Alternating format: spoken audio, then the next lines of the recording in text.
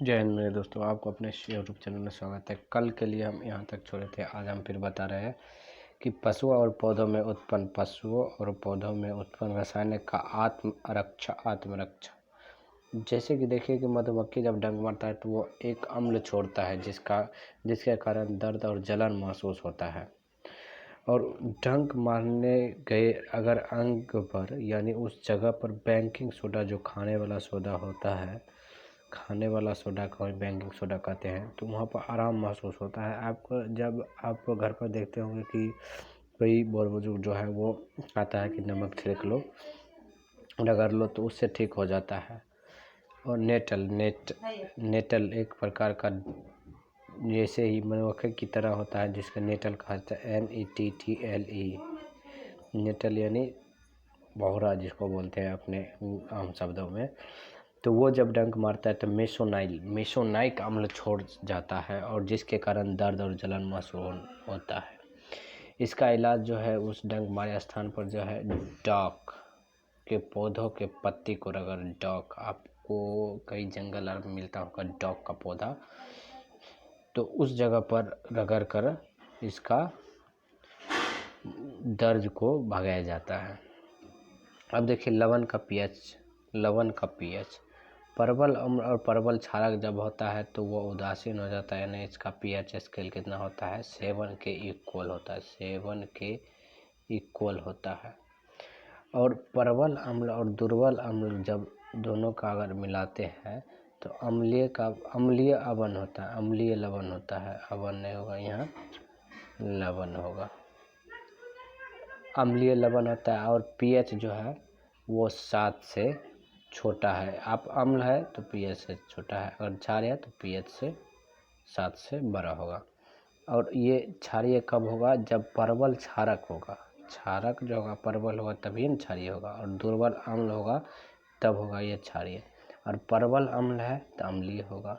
ये आपको याद रखना है, निश्चित तौर पर आपको एग्जाम में आ सकता है।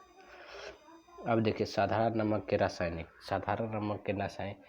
पहला है sodium dioxide NaOH। Sodium dioxide का नाम है NaOH। दूसरा है विरंजक चूर्ण यानी CaCO2। और बेकिंग सोडा जो खाने वाला सोडा होता है उसको क्या कहते हैं, NaHCO3। और धोने का सोडा, जब कपड़ा धोने का सोडा जो होता है वो क्या होता है, Na2CO3 और 10H2O।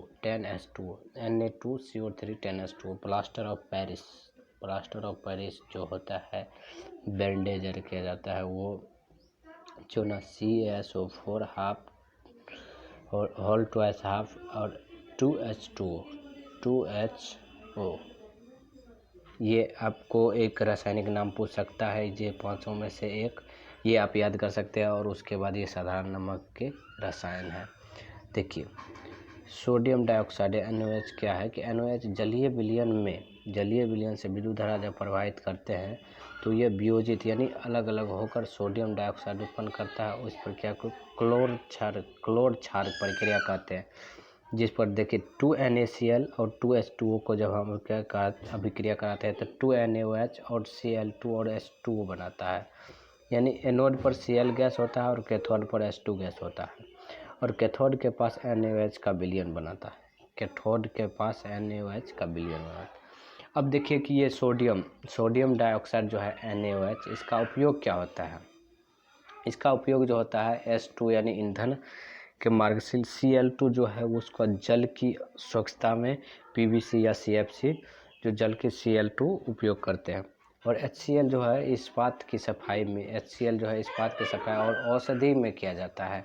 और NaOH जो है धातु को ग्रीज हटाने के लिए और साबुन, कागज़ यानी जल बनाने के लिए NaOH का उपयोग किया जाता है। और ClNaOH2 जो है उस विरंजक चूर्ण है जो घरेलू विरंजक यानी वस्त्र को विरंजित करने के लिए इसका किया जाता है।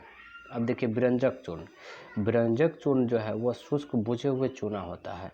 CaOH2 शुष्क बुझे हुए चूना का क्या है कि CaOH2, और यह क्लोरीन की क्रिया में विरंजक चूर्ण का निर्माण करता है। और CaOH2 जो है वो Cl2 के साथ अब क्या करके CaCl2 और H2 बनाता है। इसका उपयोग जो है वस्त्र और सूती को विरंजन यानी लिनेन के विरंजन में यानी धोने में, कागज़ की फैक्ट्री के लकड़ी के मज्जा के विरंजन में, और रासायनिक उद्योगों में एक उपचायक के रूप में क्या होता है, और पीने वाले जो जल होता है उसमें जीवाणु कीटाणु को हटाने में इसका उपयोग किया जाता है। बेकिंग सोडा जो है उसका जो सूत्र कैसे बनता है, NaCl और H2O को CO2 के साथ अभी क्या कराते हैं, और NH2 के साथ, तो NH4Cl और NaHCO3 बेकिंग सोडा यह एक दुर्बल असंक्षारक क्षारक है।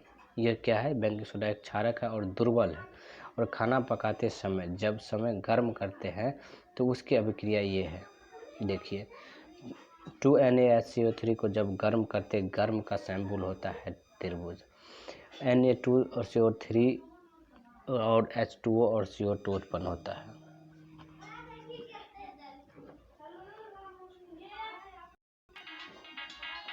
मेरे दोस्तों, जितना भी अभी हम आपको बेकिंग सोडा और उसके बाद है व्यंजक चूर्ण इसके बारे में और जिसका उपयोग है बताए हैं, वो आप अच्छी तरह से नोटबुक में लिख लें और याद करते रहें।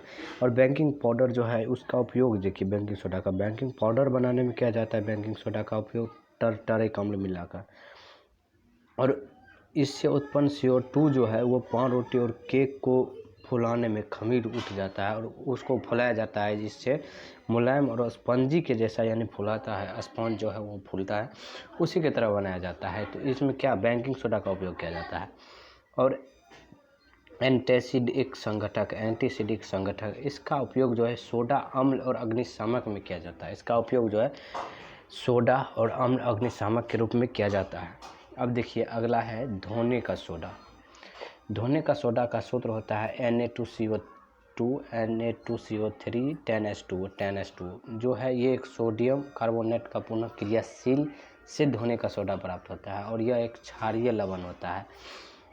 Na2CO3 जो है Na2CO3 10H2O को 10H2O जो है Na2 इसके साथ अभी क्या Na2CO3 का भी क्या करेंगे 10H2O को देखिए तो क्या होगा Na2CO3 ऐसे ही कैसे ही रहेगा और 10H2O अलग हो जाएगा, ये ऐसे ही होता है। और उसके बाद देखिए कि इसका उपयोग जो है कांच बनाने, साबुन और कागज़ का उपयोग किया जाता है, बोरॉक्स के उत्पादन में किया जाता है, और इसका उपयोग जो है घरों में साफ़ सफाई के लिए भी किया जाता है, और जल का स्थायी कठोरता हटाने के लिए भी इसका उपयोग किया जाता है। अब देखिए अगला है plaster of Paris. Plaster of Paris का सूत्र होता है CaSO4 हाफ H2O। इसका याद रखना है आपको, क्योंकि हम आपको बताए थे कि पूछ भी सकता है।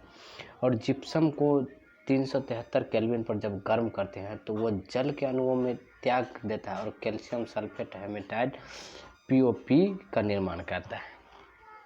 373 केल्विन पर गर्म करते हैं, समझे। सफ़ेद चूर्ण जो है वो जल में जब मिलाते हैं तो जिप्सम बनकर ठोस पदार्थ बनता है। ये जिप्सम का सूत्र है।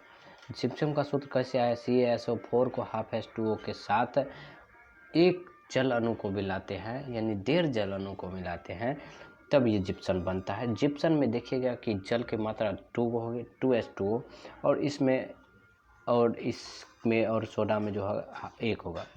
इसका उपयोग देखिए, प्लास्टर ऑफ पेरिस का उपयोग जो है वो डॉक्टर टूटी हुई हड्डी के रूप में करते हैं, उसको यानी कि जब बैंडेज करता है उसके रूप में करते हैं। इसका उपयोग खिलौने बनाने में भी, सजावट के सामान में किया जाता है। इसका उपयोग जैसे सतह को चिकना बनाने में देखते हैं आप लोग, सतह को चिकना बनाने में टाइल्स ये वो लगता है, उसमें जब उसको चिकना किया जाता है, यानी जब देखिए जब 2 टाइल्स ऐसे लगते हैं तो इसके बीच में जो भरा जाता है और इसको रगड़ा जाता है, तो इसमें क्या प्लास्टर ऑफ पेरिस का उपयोग किया जाता है। और क्रिस्टलन जल, क्रिस्टल का जल देखिए, लवण के एक सूत्र इकाई यानी एक सूत्र इकाई जल निश्चित अणुओं में संख्या को क्रिस्टलन को जल कहते हैं। निश्चित अणुओं की संख्या यानी लवण के एक इकाई में जो निश्चित जल संख्या होती है उसको क्रिस्टलन का जल कहा जाता है। इसका उदाहरण में देखिए आपके CaSO4 5H2O जो क्रिस्टल का इसका 5 अणु है, यानी जल में कोई भी जब रिएक्शन होगा तो उसमें जल की कितनी अणु होगी वही उसका क्रिस्टलन जल होगा। इसमें देखिए Na2CO3 में 10H2O का क्रिस्टल होता है, इसका क्रिस्टल जल का अणु कितना होगा 10, समझ गए। यानी जल की जितनी अणु होगी उतनी होगी क्रिस्टलन। थैंक यू, जय हिंद मेरे दोस्तों। आप मेरे चैनल को शेयर करें। जो भी एस्पिरेंट है जो इस बार बोर्ड को एग्ज़ाम देंगे BSEB, तो उसको आप शेयर करें और उसके पास आप भेजें ताकि वो 10th में अच्छे परसेंटेज से पास हो सके। और इस चैनल को लाइक शेयर करें ताकि आपको अगले वीडियो के लिए आपको कहीं ढूंढना ना पड़े। थैंक यू, जय हिंद मेरे दोस्तों। ओके।